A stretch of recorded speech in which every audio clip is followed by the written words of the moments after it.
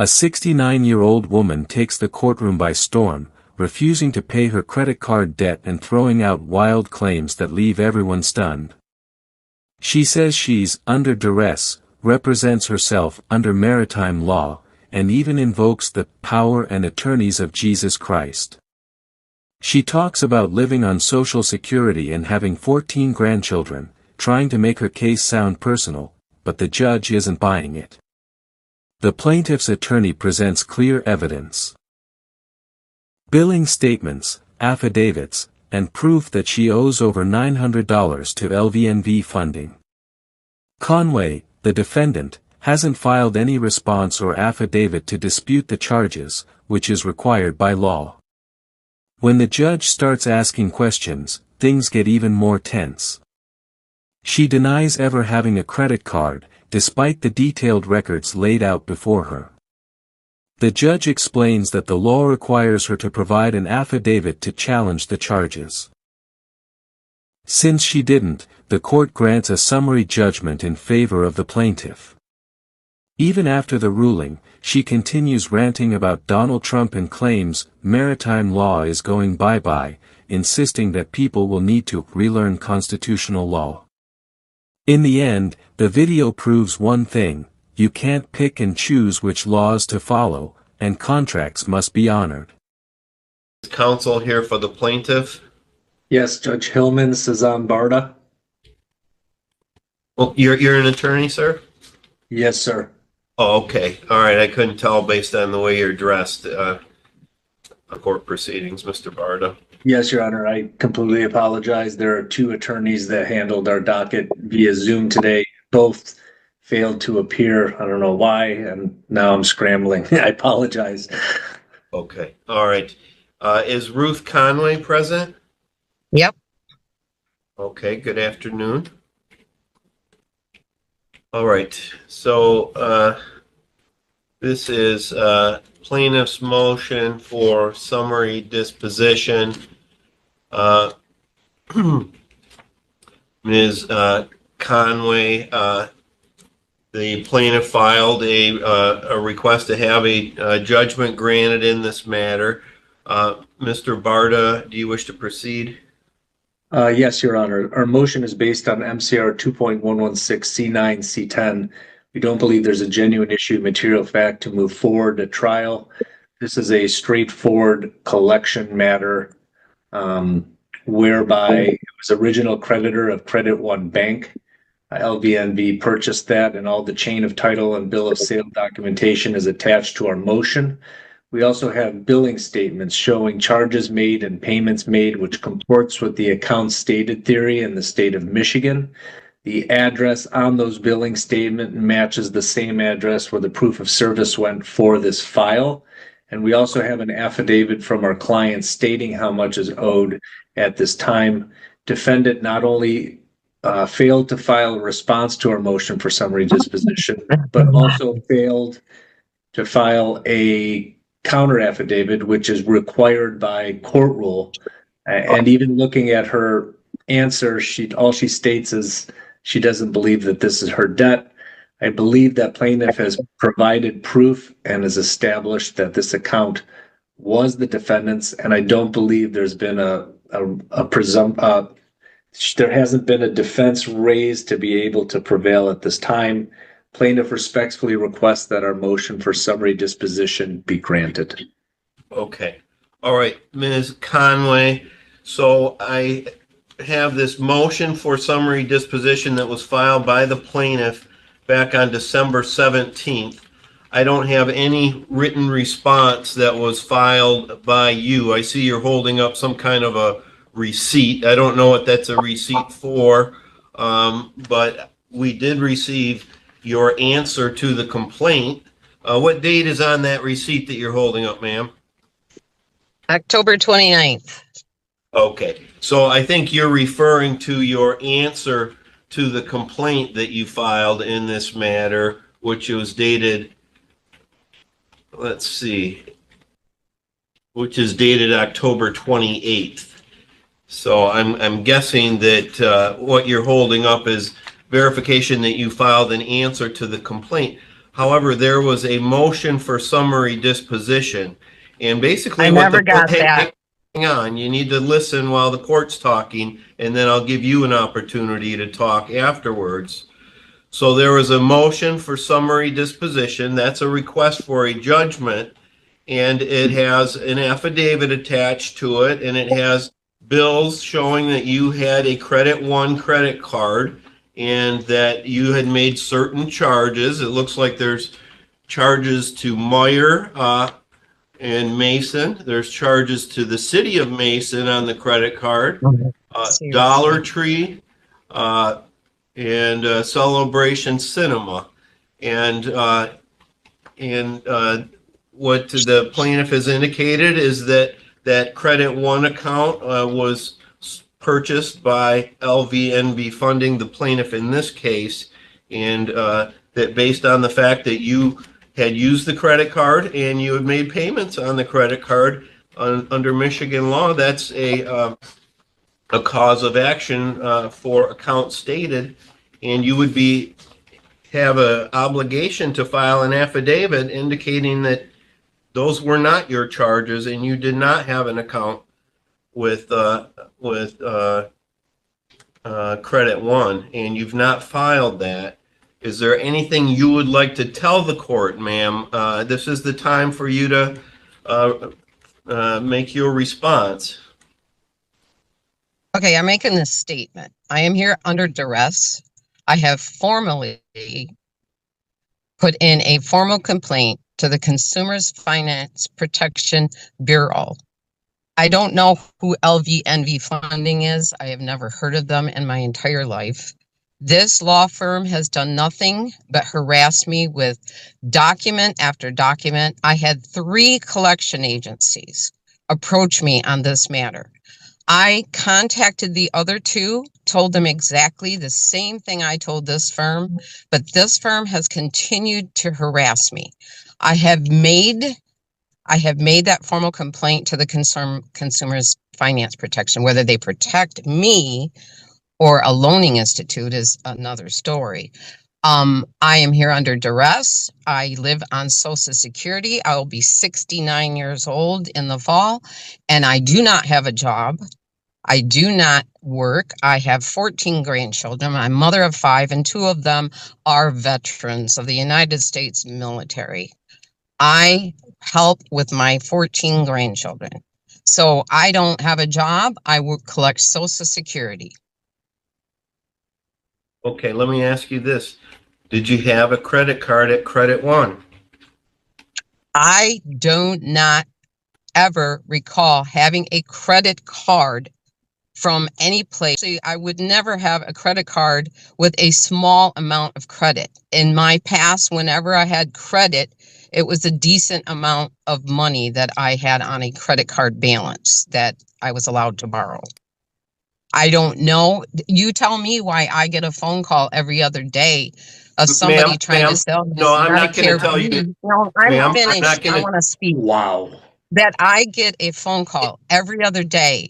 How do these people know I don't have Medicare B? How do they know that? I get harassed to buy Medicare B. I can't afford Medicare B. I live on Social Security. So how do I get them knowing I don't have it? You tell me. Okay. All right. Anything further, Mr. Barta?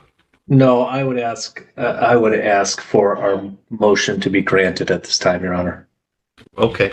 All right. Well, Ms. Conway, we do have rules in lawsuits in terms of what's necessary to get past a summary disposition motion. You would have been required to file an affidavit verifying you were not the person that used this credit card that was in your name and made out to your address. And excuse me, but I was never asked. I was never asked by the court or received a document telling me I needed to do that. You're taking advantage of somebody that's not being represented by an attorney under maritime law. I'm representing myself under the power and the attorneys of Jesus Christ. Okay. All right. Thank you, ma'am. So a summary disposition is granted for the plaintiff. And I live on Social Security. I know federal law. Ma'am, you need to stop talking while the court's talking. Mr. Barta, you can submit a judgment under the 7-day rule with the court. That's all for the record. Good luck, ma'am. Thank you, Your Honor. Good luck to you guys with Donald J. Trump. Maritime law is going bye-bye. You're going to have to all relearn constitutional law, thanks to MEGA and us anons.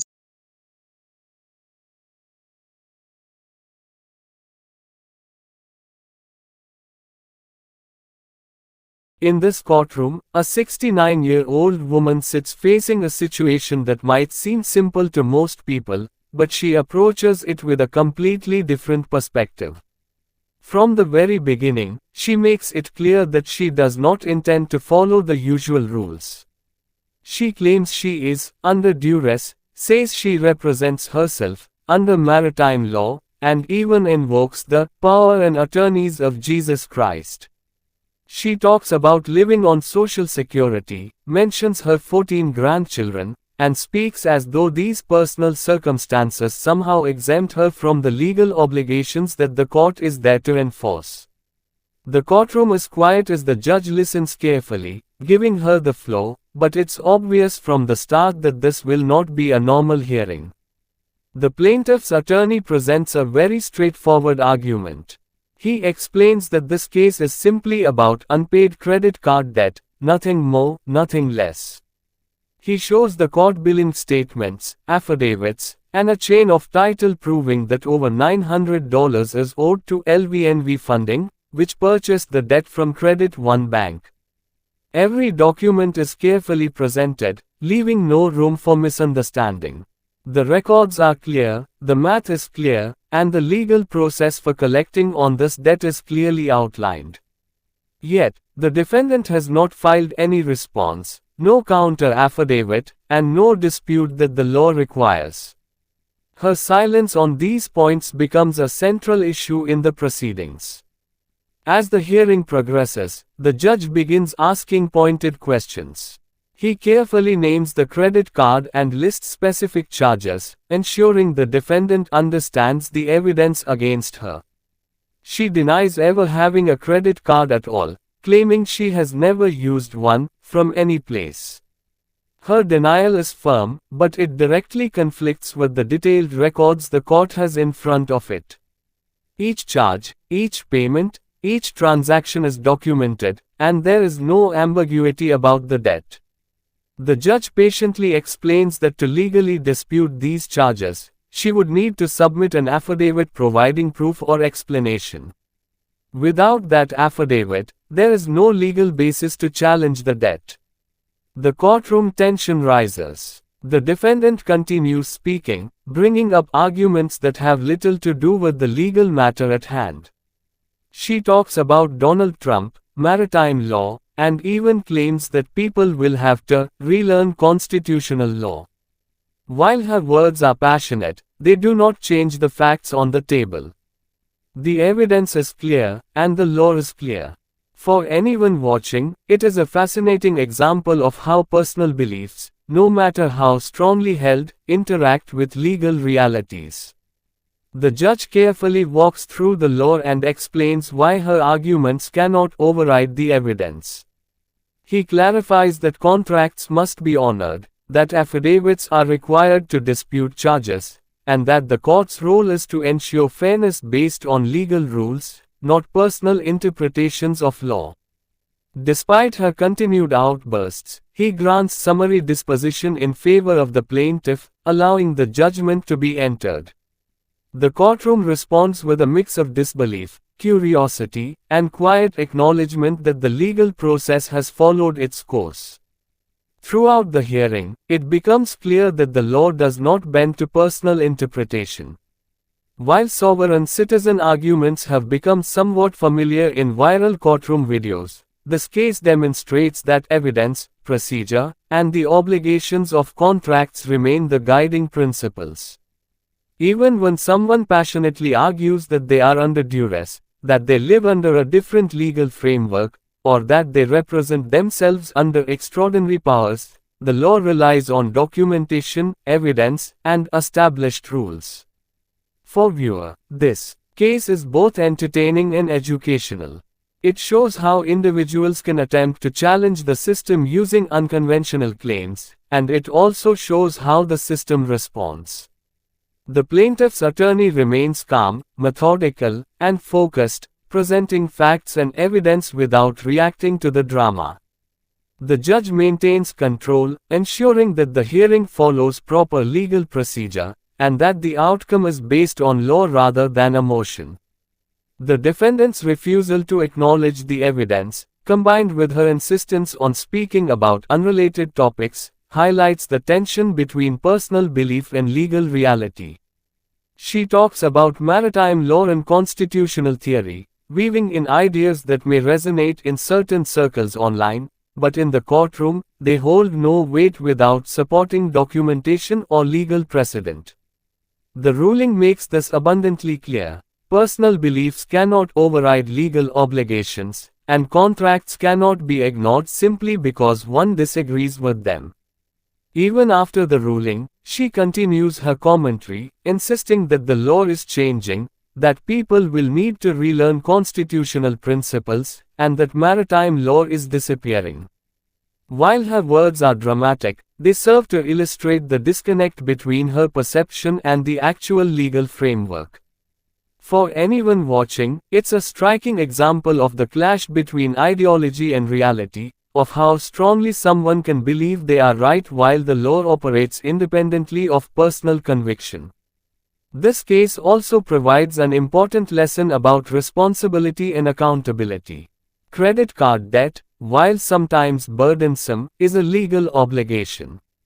Attempts to avoid payment through unconventional legal arguments are unlikely to succeed without proper documentation or legal basis. The court's decision reinforces the principle that obligations must be met, and that evidence and procedure are paramount. For viewer, the courtroom drama offers multiple layers of insight. It's entertaining because of the unusual claims and passionate delivery.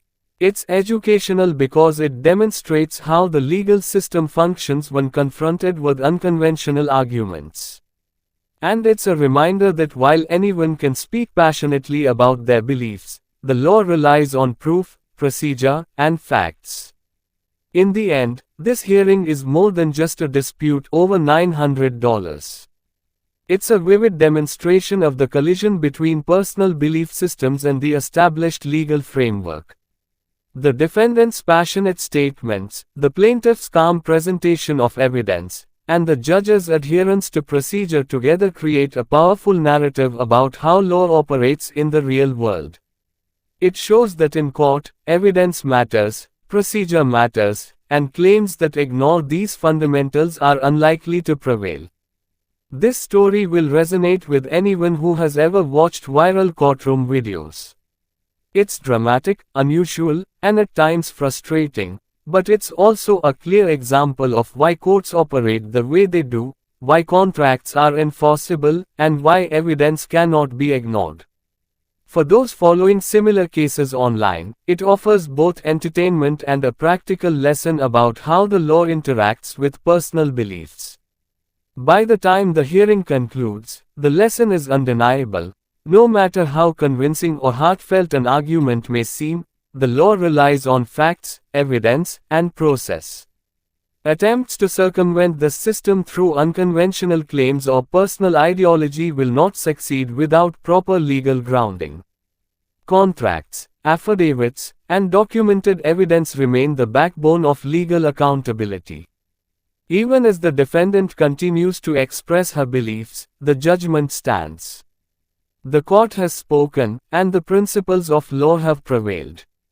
This case serves as a reminder that in the courtroom, facts matter, and personal interpretations of law, no matter how dramatic, cannot replace the legal obligations each individual has agreed to.